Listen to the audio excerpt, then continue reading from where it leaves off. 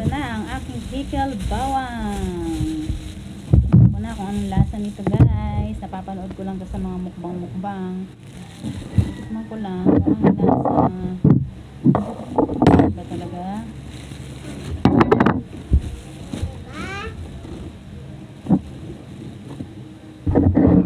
Ayan guys, kung anong lasa ng pickle bawang. Siyempre maliit muna para hindi masayang kung hindi pa siya kompleto sa timpla.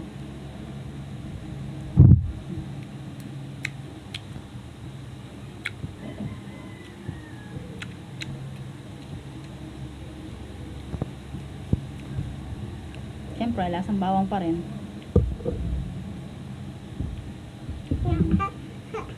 Siguro kulang pa rin sa pagkaburo.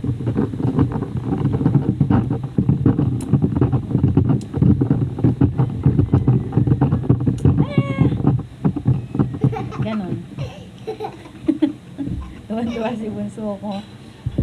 Lasang bawang pa rin siya guys. Ilang araw ko na itong binuro sa sugar.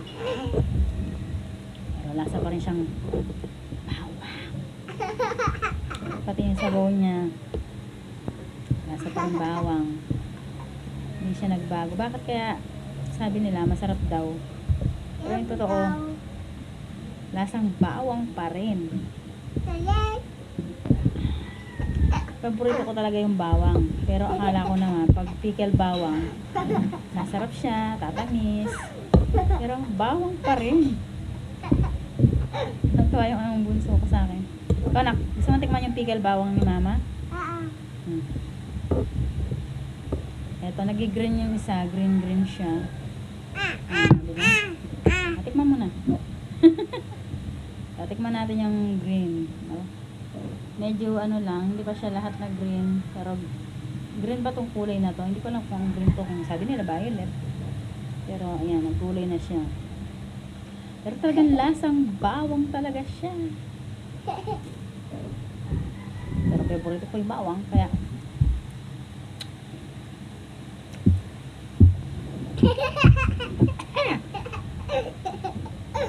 sabi nila masarap.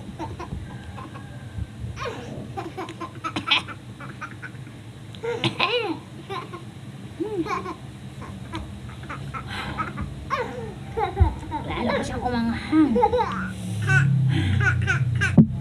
Hala. Hindi pala siya makikimatamis. Ang sakit niya.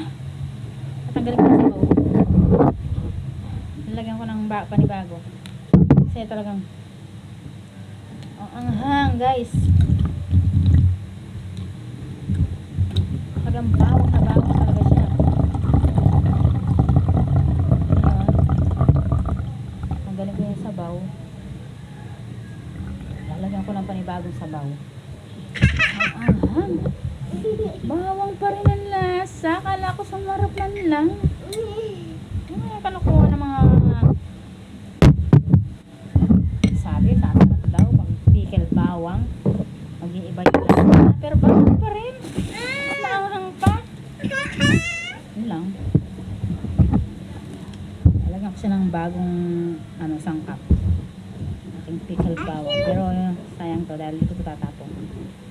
Pag kumakain ako ng mga may cholesterol, kakainin ko. Pero hindi talaga siya masarap.